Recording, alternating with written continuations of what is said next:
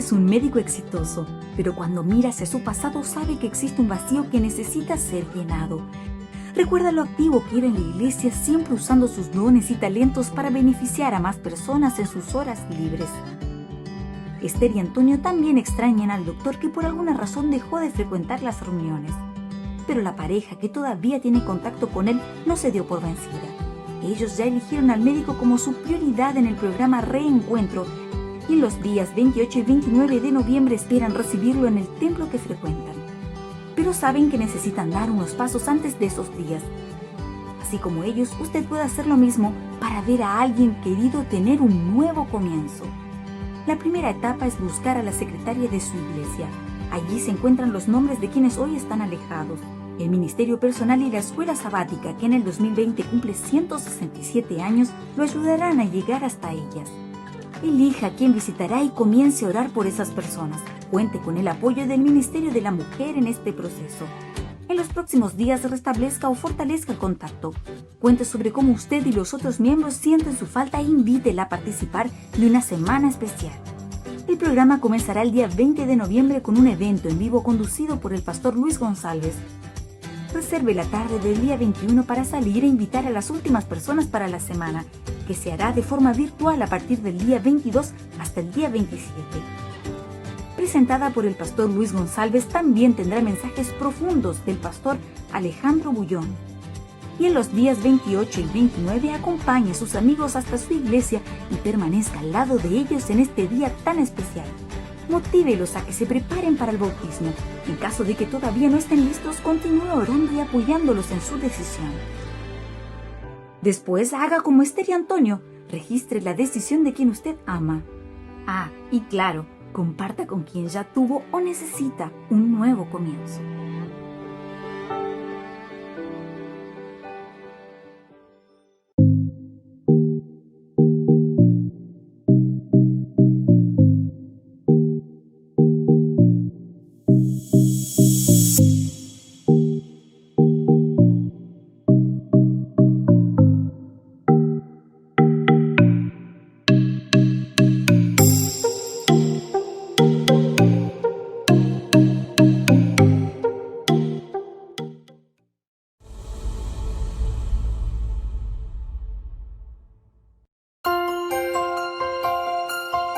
¿Usted conoce a sus vecinos? Ellos lo conocen a usted. ¿Qué saben y qué piensan de usted? Si Cristo viviera en su barrio, ¿qué tipo de actitud tendría? ¿Qué pensaría la gente de él? Cada seguidor de Cristo tiene la misión de hacer la diferencia entre aquellos que lo rodean. No es suficiente que nuestros vecinos sepan que somos diferentes, que observamos el sábado y esperamos el regreso de Jesús. Tienen que sentir que nos interesamos verdaderamente por ellos, por su bienestar y felicidad. Aunque nos convertimos en una luz brillante entre nuestros vecinos de forma individual, nuestra capacidad de acción es limitada. Pero si estamos unidos y organizados en grupos como voluntarios para servir, se potenciará nuestra capacidad de acción. Por eso existen las iglesias, y en ellas la Acción Solidaria Adventista.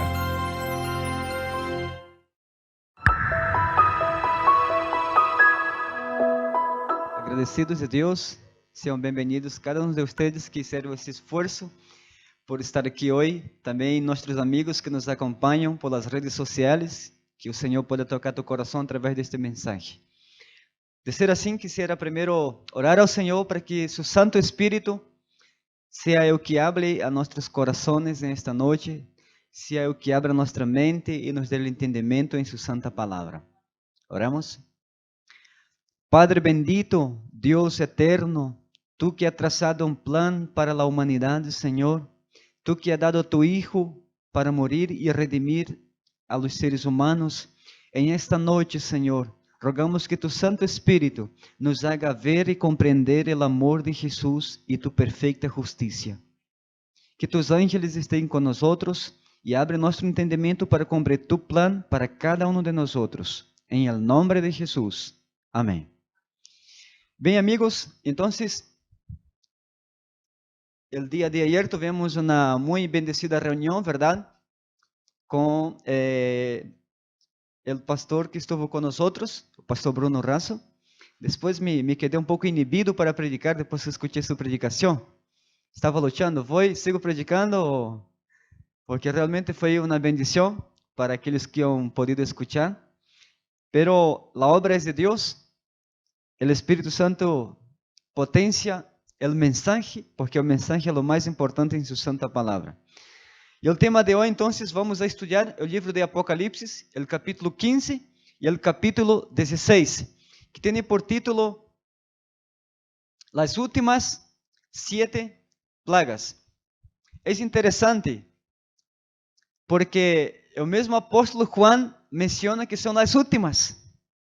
O sea que después de estas, no hay más. Después de estas 7 últimas plagas, no hay una octava plaga, no hay una novena plaga, no hay más plagas. Aquí se terminan las plagas. ¿Sí? Entonces, vamos a descubrir cuál es el propósito de Dios a derramar estas plagas sobre la humanidad. Al descrever su perfecta justicia, al escuchar el clamor de los mártires que estaba en el capítulo 6 y versículo 10, ¿hasta cuándo, Señor? Entonces vamos a tener respuesta a estas oraciones el día de hoy. Entonces, vamos a abrir nuestras Biblias y mantener abiertas en el capítulo 15 y el capítulo 16 del libro de Apocalipsis. Bien, vamos a leer acá Apocalipsis capítulo 15, el versículo 1. Y la palabra del Señor dice así: Vi en el cielo otra señal, grande y admirable, 7 ángeles, con las últimas 7 plagas, con que la ira de Dios llega a su fin. Es decir, que la forma en que la ira de Dios se termina, es cuando se vierten las últimas 7 plagas. Y ahí se termina la ira de Dios. ¿Entendemos el contexto? ¿Sí? Versículo 2. Y vi como un mar de vidrio mezclado con fuego, y los que habían alcanzado la victoria sobre la bestia, su imagen, su marca y el número de su nombre, y estaban sobre el mar de vidrio con las arpas de Dios, y cantaban el canto de Moisés, siervo de Dios, y el canto del Cordero, diciendo: Grandes y maravillosas son tus obras, oh Señor, Dios Todopoderoso. Justos y verdaderos son tus caminos, Rey de las naciones. ¿Quién no reverenciará y glorificará a tu nombre, oh Señor? Porque solo tú eres santo. Todas las naciones vendrán y te adorarán, porque tus actos de justicia han quedado manifiestos.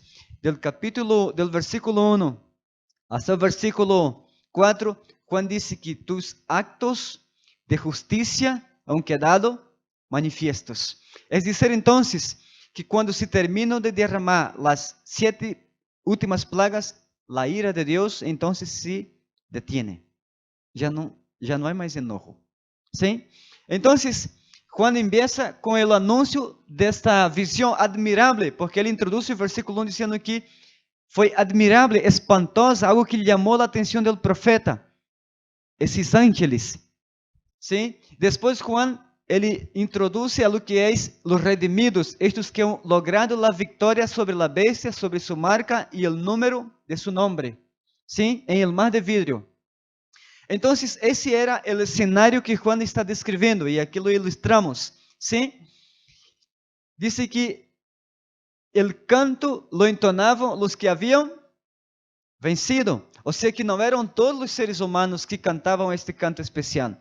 Eran aquellos que habían pasado por la gran prueba, habían enfrentado, ¿sí? Habían soportado ese decreto de muerte de Apocalipsis 13 que había impuesto la bestia.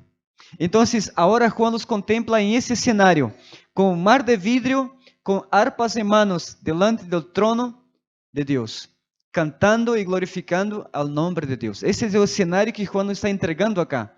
Y además dice, ahora están ante Dios y unen al cántico de Moisés y del Cordero. El cántico de Moisés está registrado en Éxodo capítulo 15, versículo 1, versículo 2 e versículo 11. É quando eles saíram de Egipto. Depois que o Senhor abriu o Mar Rojo e saca seu povo, então eles começam a entonar: quem é como tu, ó Senhor? Esse mesmo canto, sim, de vitória, será cantado o canto de vitória, então, desses grupos especial dentre os redimidos, que é o cântico de Moisés e o canto del Cordeiro. ¿Por que canto de Moisés? Sim, essa expressão canto de Moisés estava representando o que foi o liderazgo humano de Moisés para conduzir o povo fora de Egipto. E o canto del Cordeiro como o líder divino. Cristo é o líder divino, é o líder espiritual de seu povo. Então aí Juan utiliza essas duas expressões. A vitória de Israel espiritual de Deus é algo seguro. Por isso que Juan contempla que esse Israel vai estar bajo essas ameaças que vão poner esse sistema religioso, pero eles vão suportá-la. E por isso eles vão cantar o canto de liberação, assim como foi o canto de Moisés. Aí está então o canto de Moisés e del Cordeiro por esse grupo seleto de redimidos que passarão por essa grande tribulação. Em o livro de Apocalipse, nós encontramos 7 bendições para os vencedores. Aqui mencionamos algumas delas. O Senhor Jesus menciona que vai comer, o vencedor comerá del fruto del árbol de la vida. O vencedor há proteção sobre a segunda morte. A Bíblia diz que a segunda morte não tem poder sobre ele. El comer del maná escondido, tener autoridade sobre as nações, vestir-se de manto blanco de justiça, e chegar a ser uma coluna em el templo de Deus, e sentar-se em el trono com Cristo. ¿Usted lhe gostaria de ter esses privilégios? Nenhum mortal ha recebido algo semejante em la faz de la tierra. Nenhum mortal, nenhum hijo de Adão ha recebido tanto privilégio e tanto honor que é o que Deus está oferecendo acá. O versículo 5 e o versículo 8 do livro de Apocalipse, do capítulo 15, Juan agora passa a outro cenário.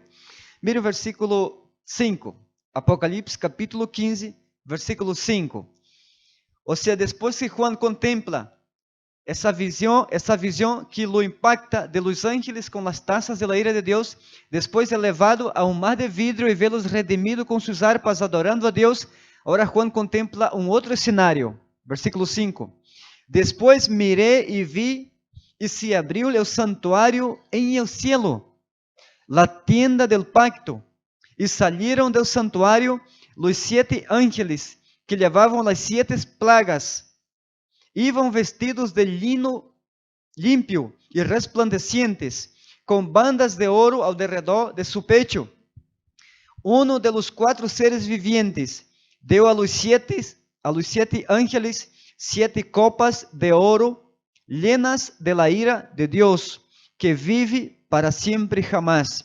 E o santuário se llenou de humo, procedente de la majestad de Deus e de su poder, e ninguno poderia entrar em um santuário, hasta que se completaram as 7 plagas de los 7 ángeles.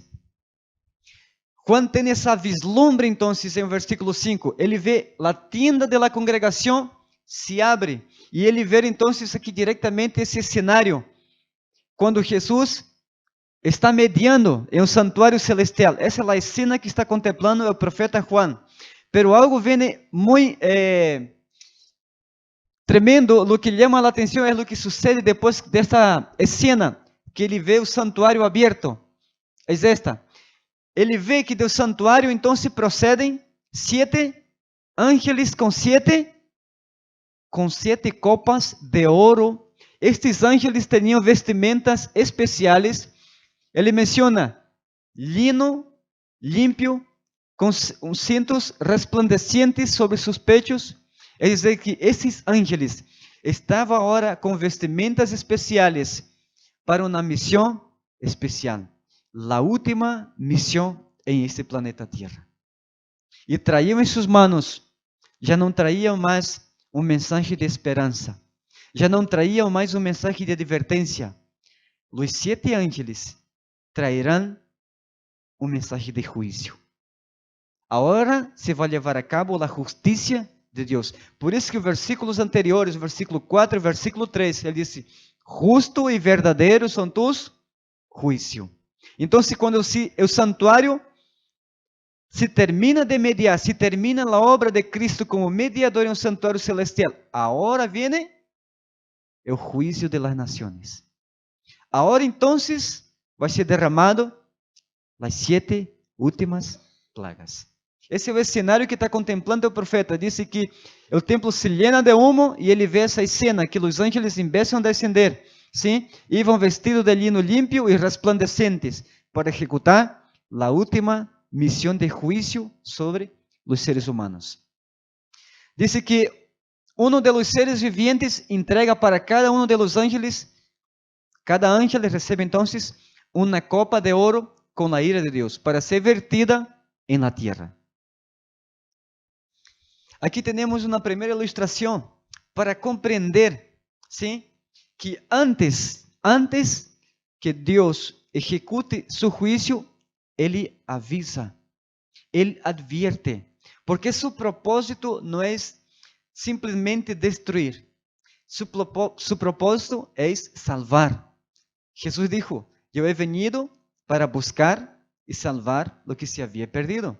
Sim? Então, o propósito de Deus sempre foi salvar ao ser humano, pero Ele terá que executar a justiça. Mira, vamos ao livro de Mateus, Mateus capítulo 24, versículo 37 ao versículo 39. E vamos ver algo interessante, são palavras ditas por o mesmo Jesus. Mateus capítulo 24, do versículo 37 ao versículo 39.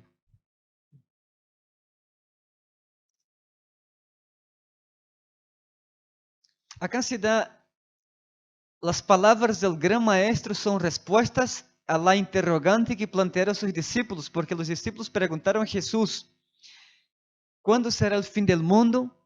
E que señales tendremos de tu venida? Então, o que vamos a ler é, em parte, uma resposta a essa interrogante.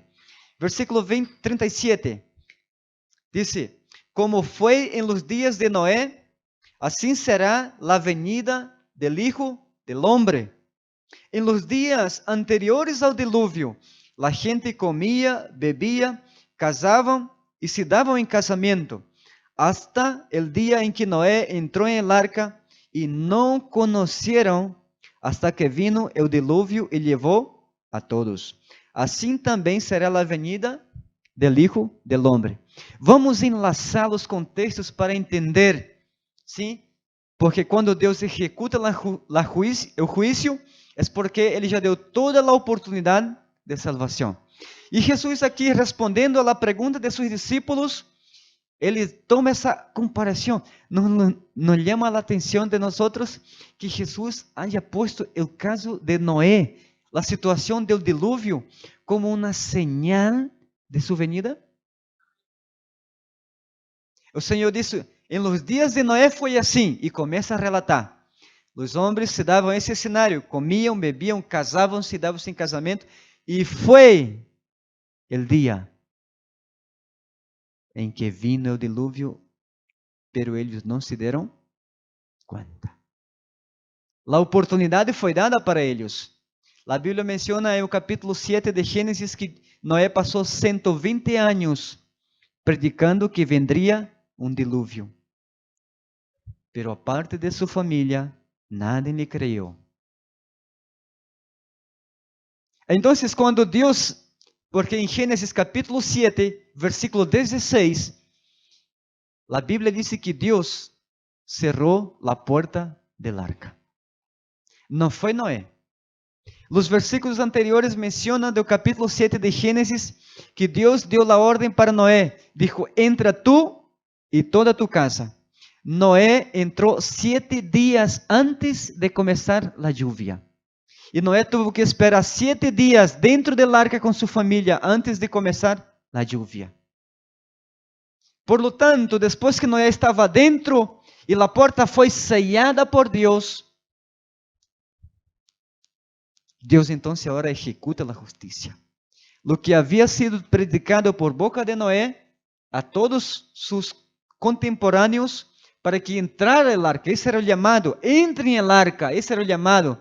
Estava então a invitação, era o último chamado, os que quiseram entrar, poderiam entrar. Noé não obrigou a nadie a entrar em el arca, era totalmente voluntário. Depois disse que uma mano celestial cerrou a porta del arca. Parecia que nada iba a suceder. Deus derrama sua ira sobre o mundo. E aí vem então a catástrofe del grande diluvio universal. Os que estavam adentro del arca se salvaram. E os que estavam afuera del arca foram destruídos. Pero foram avisados.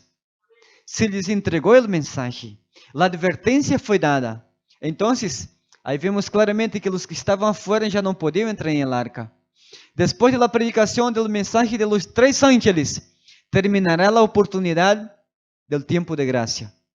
O momento de confessar os pecados ha passado. Depois que Jesus termine de interceder em um santuário celestial, não há mais oportunidade de arrependimento para nadie.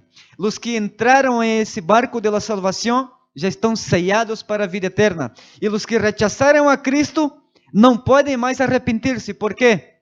Porque já não há intercessor em el cielo.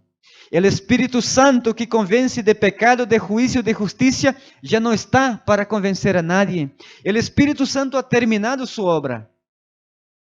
El que está salvo, e el que está fora del arca, já está perdido. ¿Sí?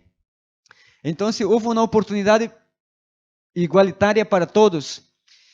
Ao cerrar-se a graça de Deus, verterá então suas plagas sobre os impenitentes, pero os sellados não terão nada que temer. Os sellados passarão através de essa grande tribulação. As 7 últimas plagas, porque quando forem derramadas as 7 últimas plagas, os que foram sellados para esse tempo, haverá hijos de Deus todavia junto com os impenitentes, pero estas plagas não os afetará. Assim como Noé estava guardado dentro del arca, eles estarão guardados bajo a proteção de Deus. A predicação se está então se dando em este momento. Hoje é o dia de arrependimento. Hoje é o dia onde o Senhor chama a cada ser humano a esse arrependimento, a aceitar a graça disponível. Porque esta graça não estará disponível por sempre. Mientras dure a intercessão de Cristo, há oportunidade de salvação. Pero depois que termine, não haverá oportunidade.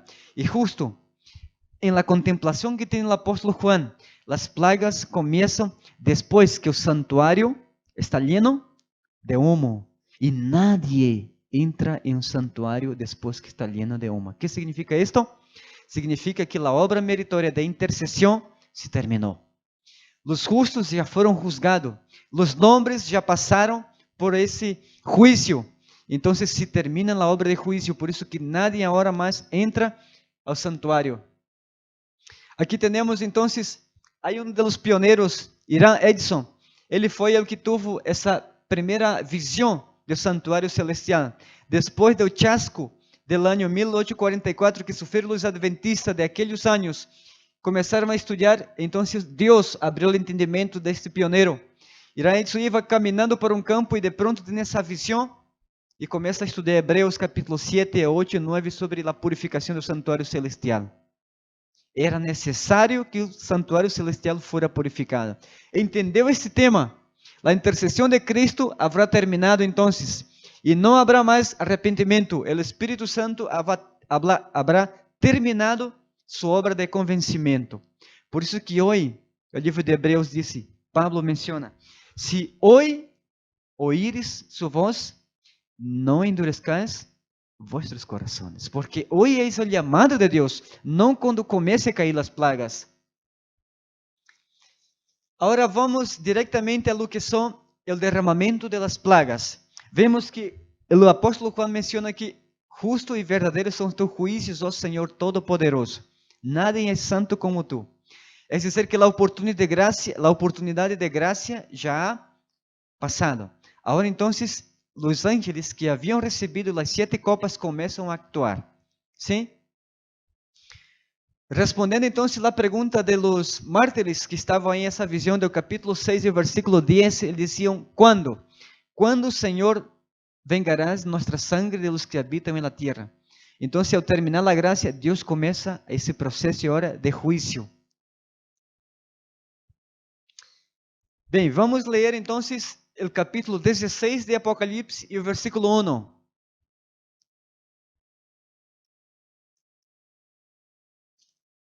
Verso 1 diz assim: Entonces oí uma gran voz procedente do santuário, que dijo a los 7 ángeles: Id y derramad sobre la tierra las 7 copas de la ira de Dios. El primero fue y derramó su copa sobre la tierra. Y vino una úlcera maligna y pestilente sobre los hombres que tenían la marca de la bestia y adoraron a su imagen. ¿Sí? Entonces, las 7 postreras plagas son una analogía a las 10 plagas que estão no livro de Éxodo, capítulo 8, 9 e 10. Sim? Ou seja, o que sucedeu allá foi um exemplo dessas últimas que vão suceder quando se termine a graça de Cristo, esse tempo de intercessão que se está levando a cabo agora todavia. Sim? Então, acá temos outras considerações a modo de compreensão.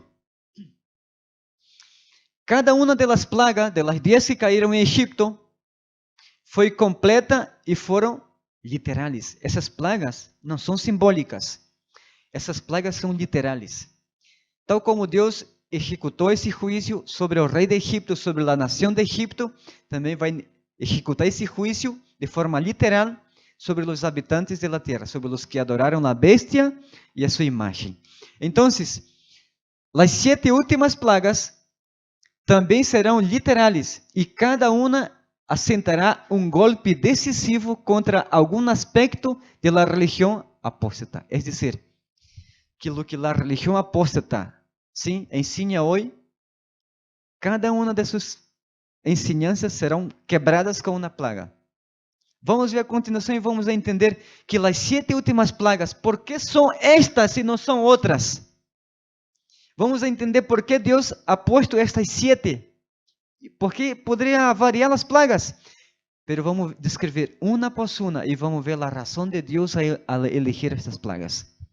Então, estas plagas afetam a quem? Aqueles que receberão o número da bestia. Sim? Aqueles que adorarão a la bestia. As plagas não afetarão a los hijos de Deus. Isso devemos estar claro. Porque estas plagas são juízos de Deus sobre os impenitentes, sobre aqueles que rechazaram a Cristo. A primeira, então, espero que nadie se assustem. ¿Sí?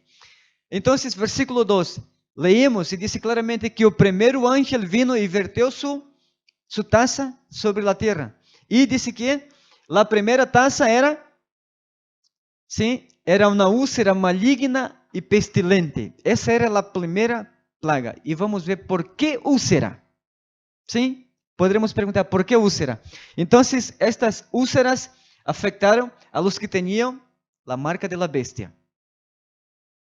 Mira, em la Bíblia, la Septuaginta, que é a versão de los 70, sim, menciona para a palavra úlcera, menciona essa palavra, eukos, sim, del grego. E essa mesma palavra é utilizada quando se refere aos tumores que se produziram nos egípcios. É a mesma palavra. Por lo tanto, essas plagas de úlcera, sim, já temos um antecedente do que foi no passado.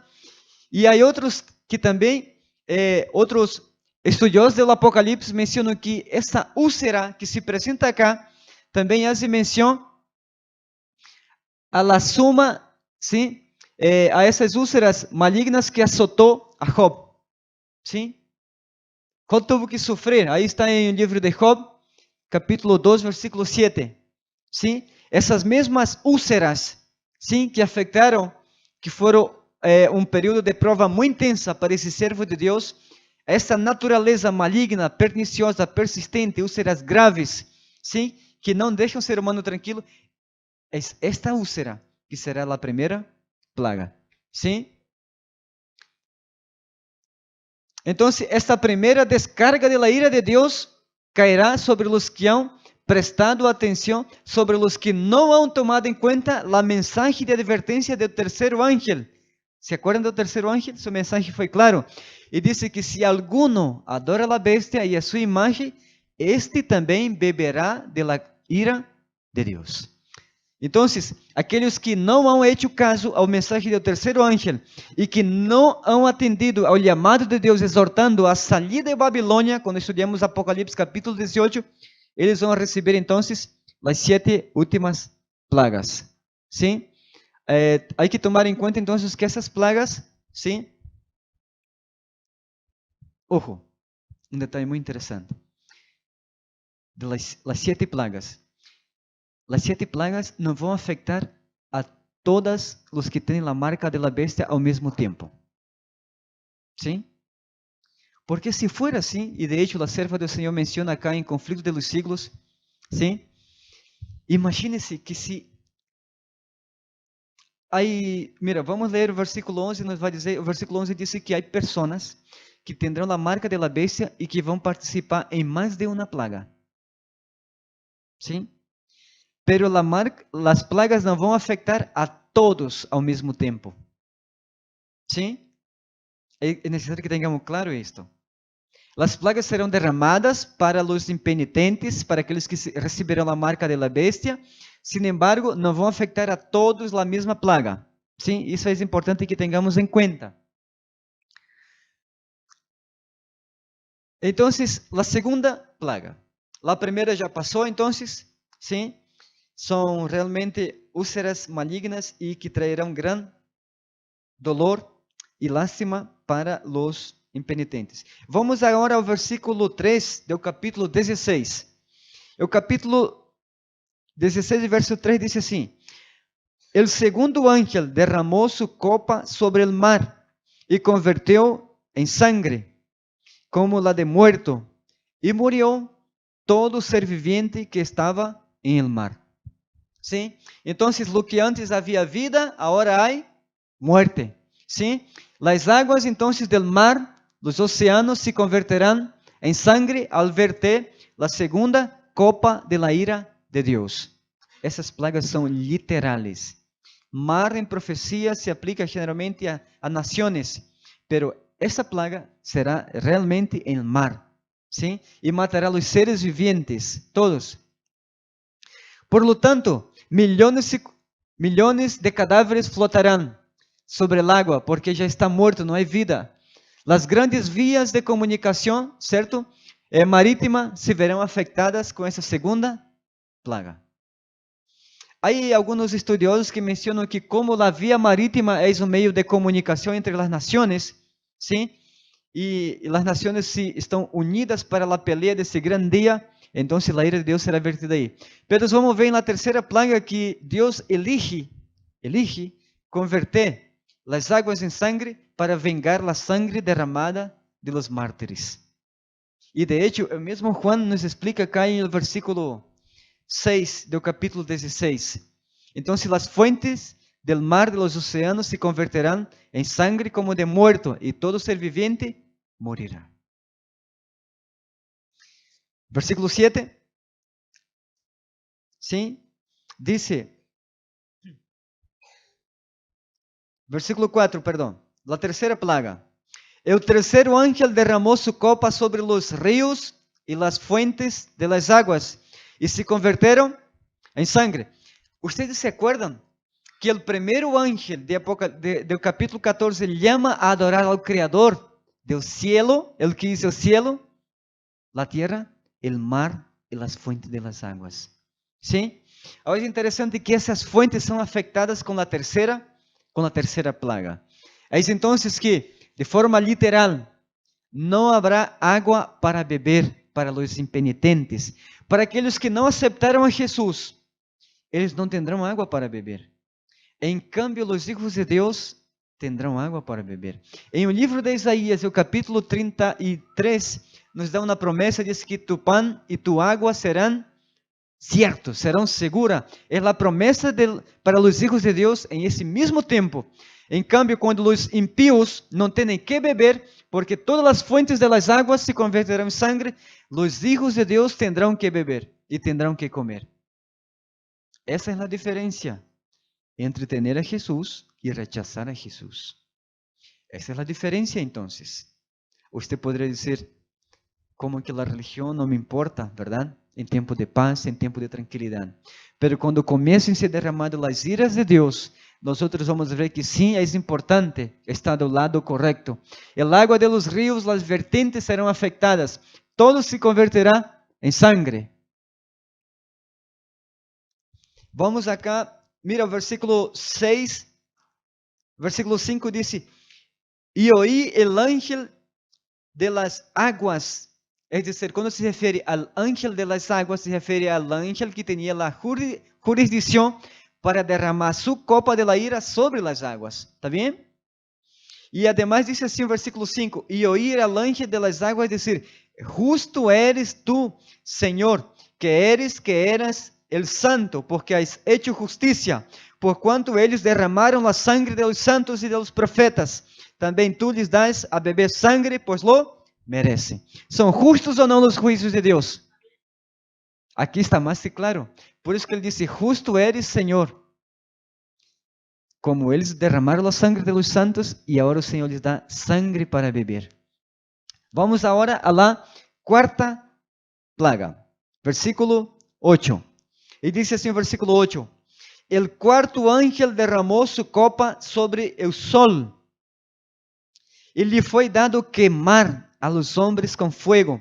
E os homens se queimaram com el gran calor, e blasfemaram el nombre de Deus, que tem el poder sobre estas plagas, e não se arrependieron para dar-lhe glória. ¿Te llama la atención que no hayan arrepentido? No nos llama la atención. ¿Por qué? Porque ya no hay arrepentimiento. La puerta de gracia se terminó, se cerró. La mediación en el santuario celestial se terminó. El Espíritu Santo ya no está obrando. Por eso no se arrepentieron y blasfemaron el nombre de Dios. Porque el momento de arrepentirse es hoy.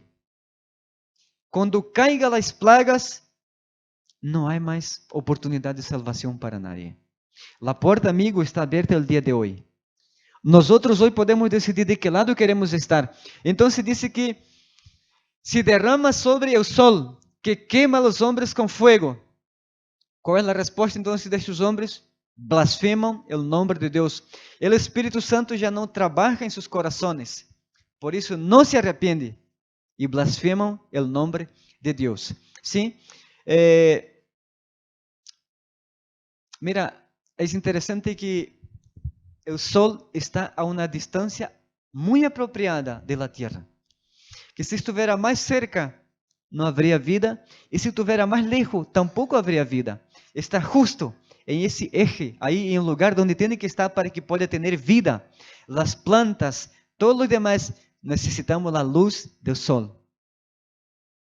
Pero en ese momento, cuando sea derramada esta plaga sobre el sol, será un calor sobremodo grande. Mira la expresión que usa el apóstol Juan. Y los hombres se quemaron con fuego. No sé cuántos de ustedes ya tuvieron esa frustrante experiencia de quemarse con algo caliente. Es terrible, ¿no? Usted toca algo caliente y en milésimas de segundo, usted retrae la mano lo más rápido posible, porque duele. Imagínense qué será esta plaga sobre los hombres. Ahora veamos la quinta plaga. Versículo 10. El quinto ángel derramó su copa sobre el trono de la bestia, y su reino se volvió tenebroso, y se mordieron sus lenguas de dolor, y blasfemaron al Dios del cielo por sus dolores y sus úlceras, y no se arrepentieron de sus obras. Noten que el versículo 11 dice que ellos blasfemaron el nombre de Dios, ¿sí? Cuando foi derramado esta quinta plaga, pero também dice o mesmo versículo 11, que por sus dolores e sus úlceras. Es decir, que eles participaram de doble plaga. ¿Sí? Entonces, acá surge entonces la pregunta que alguien pudiera hacer: ¿y dónde está el trono de la bestia?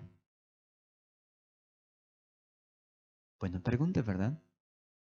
Porque para allá va la quinta plaga, ¿sí?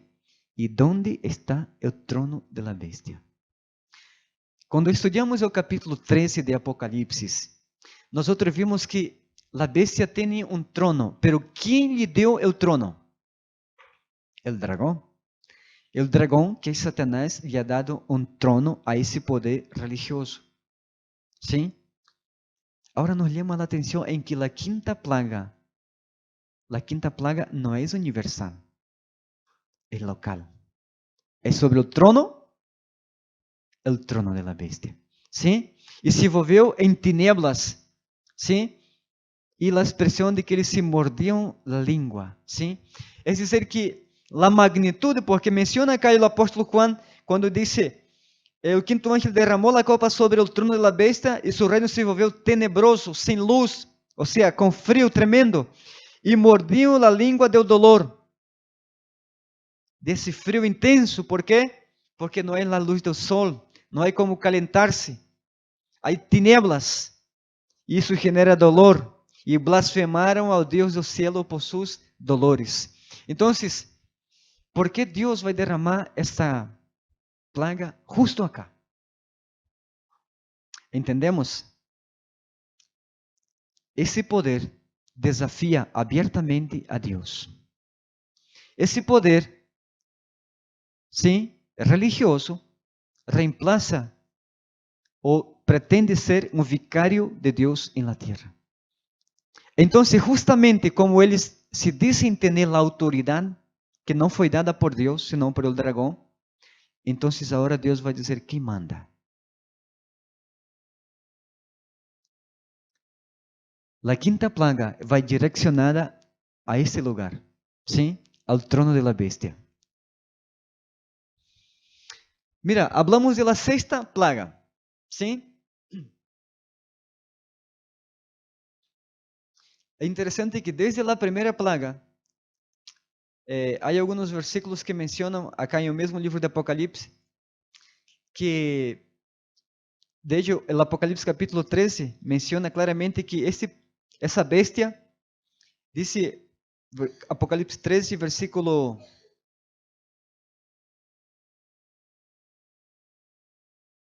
14, dice, y con las señales que le permitió realizar en presencia de la primera bestia, engañarán los habitantes de la tierra, y les manda que se haga una imagen de la bestia que tuvo la herida mortal y revivió. Y le permitió infundir aliento a la imagen de la bestia para que la imagen no solo pudiera hablar, sino que da muerte a todo el que no la adore. O sea, que hacen señales. Y como hacen señales, ¿sí? ¿Se acuerdan que cuando Moisés, Dios envió las plagas a Egipto, los magos de Faraón trataron de revertir la situación? ¿Sí? Cuando la agua fue convertida en sangre, cuando estaban las úlceras. Entonces ese mismo poder se dice tener, hacer señales. Entonces ahí comienza. Por eso las úlceras, a ver, esas úlceras no sanan con nada.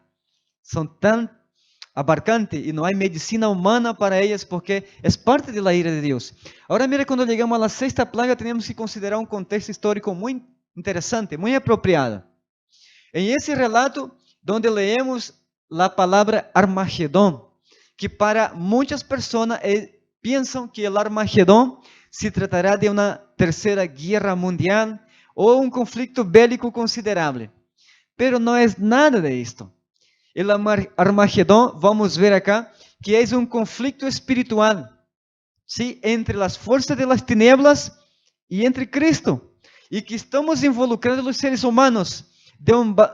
Por un lado, estarán los seres humanos que aceptarán la marca de la bestia y otros que permanecerán fieles a Dios. Entonces, ese conflicto no será un conflicto bélico, no será una guerra literal, sino que simbólica, una guerra espiritual. Debemos recordar entonces cómo cayó la ciudad de Babilonia. ¿Se acuerdan que la misma historia refiere que la ciudad de Babilonia tenía una muralla increíblemente fortalecida? Por eso los babilonios se sentían tan seguros adentro de sus murallas. ¿Sí? porque era una muralla increíble.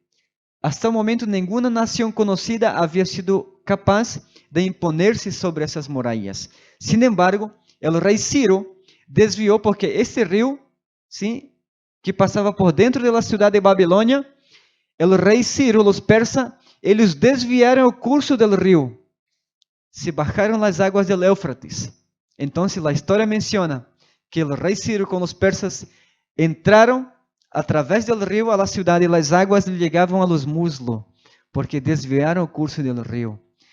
Y si usted ve en Daniel capítulo 5, menciona que Beltesazar, que era rey de Babilonia, en este momento estaba en un banquete, estaba en fiesta, adorando a sus deidades, y fueron sorprendidos con esta caída.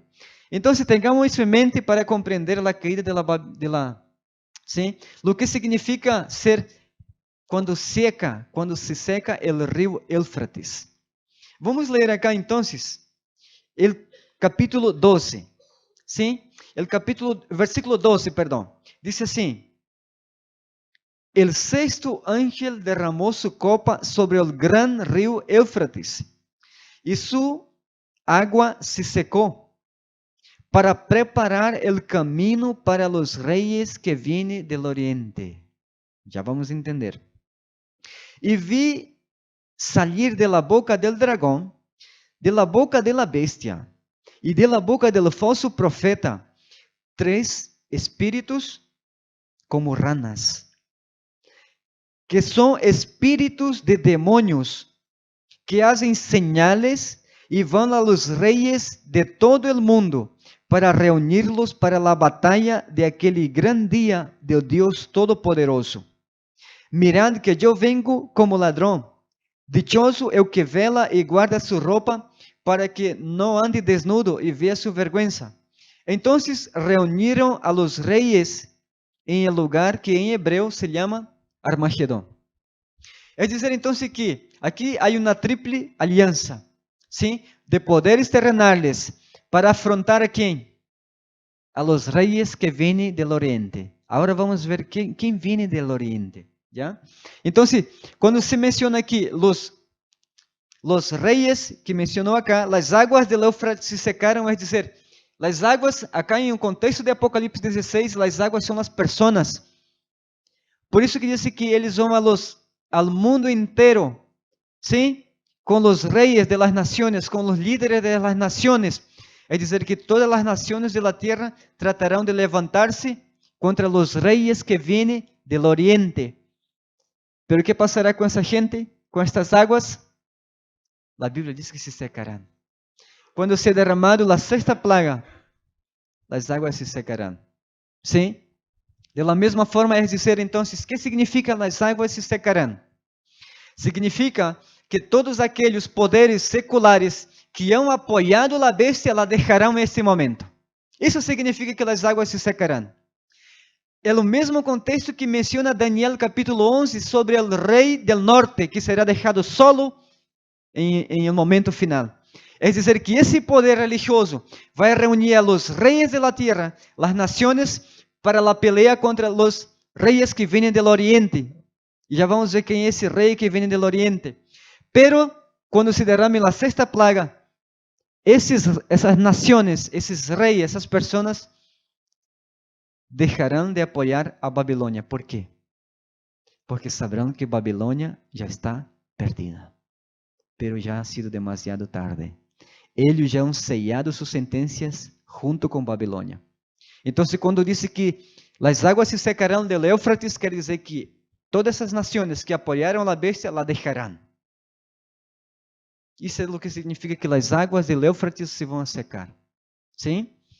Então, menciona acá o versículo 16, como leímos hasta el 16, la referência de los reyes del oriente, del versículo 12, é uma referência al Padre e al Hijo, a Jesucristo em sua segunda venida. Esses são os reyes del oriente. La segunda venida de Cristo. Acordemos-nos então que a pugna acá já estão, essa foi a sexta plaga, queda uma sola. Sim? Então, a sexta plaga prepara o caminho para o rei del oriente, para a segunda venida de Cristo Jesus. ¿Está bem? Entonces, Él es el rey que viene del oriente, ¿sí? Y acá tenemos essa triple aliança que mencionou o versículo 13. Disse que estava a bestia, sim, o dragão, e que são espíritos de rana, são espíritos imundos. Então, essa triple aliança será formada por esses três poderes, sim, por o espiritismo, por o catolicismo romano e por el protestantismo apóstata de Norteamérica. Este é o que Juan está mencionando acá como el falso profeta. El falso profeta é o protestantismo apóstata de Norteamérica, que se vão dar as manos a Roma com o espiritismo e se vão formar essa triple aliança e vão juntar as nações para a pelea do grande dia de Deus Todo-Poderoso. E assim estarão preparando o caminho para os reis do Oriente, para a segunda venida de Cristo. ¿Estamos claros hasta aqui? Sim? Então, essa triple aliança é movida por quem? De acordo ao livro aqui, ao contexto que Juan nos está dando, diz que o dragão que representa a Satanás, o dragão é que los mueve, que los induce, que planeia seus pensamentos, suas estratégias para esse grande dia da pelea de Deus Todo-Poderoso. Essas forças não são dirigidas por Deus, são forças dirigidas por o dragão, porque o dragão sabe que ha chegado seus momentos finais, ha terminado seu reinado. Então, menciona aí claramente o espiritismo, a bestia e o falso profeta. Essa, então, é considerada aqui por o apóstolo Juan. Diz, então, se reuniram a los reyes em um lugar que em hebreu se chama Armagedón. ¿Sí? Por lo tanto, el Armagedón no es una batalla bélica militar con tanques, con misiles. No se trata de esto. Se trata de un conflicto espiritual entre las naciones de la tierra dirigida por estos poderes y comandada por Satanás, que tratarán de estar de pie quando Cristo venga. Esse é o conflito. É dizer que se juntam, eles se preparam para a batalha, mas não há uma batalha. ¿Por quê? Porque Deus intervendrá e luchará por seus filhos. Acordémonos que em esse momento há filhos de Deus que estarão vivos na face da terra.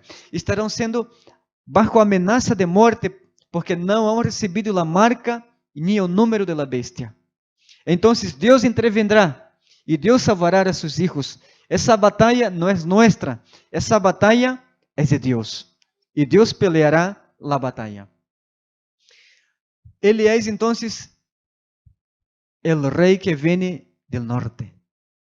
Os reis que vêm do oriente. Se representa, vamos estudar o Apocalipse 18, esse jinete branco, a Jesucristo em seu segundo advenimento. Ele vai liberar a seu povo. Vamos, então, com a sétima plaga. Vamos ler do versículo 17 até o versículo 21. E a palavra de Deus diz assim: E o sétimo ángel derramou sua copa por el aire. Em outras versões diz sobre el aire. E do santuário do cielo saiu uma grande voz desde o trono que dijo: Hecho está. Isso é o que vemos acá em la sétima plaga. Essa mesma expressão, hecho está em um livro de Juan, capítulo 16, versículo 39. Quando Jesus está em la cruz, clavado, toma o vinagre e dessa expressão, consumado es. Entrega o Espírito e morre. É dizer que essa mesma expressão se repite acá. É dizer que agora a ira de Deus foi aplacada. Por isso que essa voz sai do santuário. E quem estava em um santuário? Jesus. Jesus estava em um santuário e termina sua obra de mediação. Então se escuta a voz de Jesus, hecho está. É dizer que agora a sétima plaga é a culminação da ira de Deus. Agora vemos o que passa em la sétima plaga. Sim? O hecho está, indica que todo ha terminado.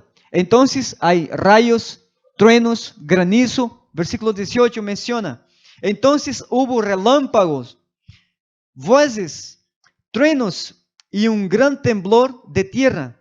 Um terremoto tão grande como nunca houve jamás. É dizer, que o terremoto de Lisboa de 1755 não é nada comparado a este grande terremoto.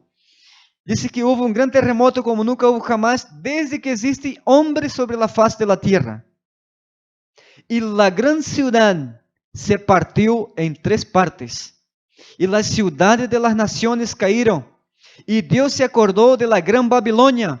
E lhe deu a copa llena del vino del furor de su ira. Entonces toda isla huyó, e os montes desapareceram, e del cielo caiu sobre os homens uma enorme granizada, com pedras de casi 1 talento, que é aproximadamente 34 kilogramos. E os homens blasfemaram a Deus por la plaga de granizo, porque era plaga, foi grande, era muito grande. É dizer, então, que esse panorama de destruição, quando o anjo derrama sua última taça de la ira de Deus em el aire, há eventos catastróficos em toda a natureza, em el mar, las islas, em la tierra, em la ciudad, etc. É um acontecimento que não vai passar desadvertido. Há terremotos, há uma enorme granizada, sim? Há mortes por doquier. Menciona Juan que a grande cidade será partida em 3, sim? Se referindo a que cidade? Qual grande cidade? A cidade do Vaticano. Por isso que diz acá claramente que o Senhor se acordou de quem? De Babilônia. Essa Babilônia que se havia oposto a Deus, que se havia lutado contra Deus e contra seus santos, o Senhor agora la traz memória. E agora vem mais uma vez castigo sobre ela, sobre essa religião apóstata. Agora, se você abre sua Bíblia em o livro de Job, capítulo 38, há algo maravilhoso, algo que estava guardado. Mira, meus irmãos e amigos, o livro de Job foi o primeiro livro escrito na Bíblia. Foi escrito por Moisés. Alguns estudiosos creem que o livro de Job foi o primeiro livro escrito. Depois vem o Pentateuco. Se é assim, temos algo em o livro de Job interessante. 38, versículo 32.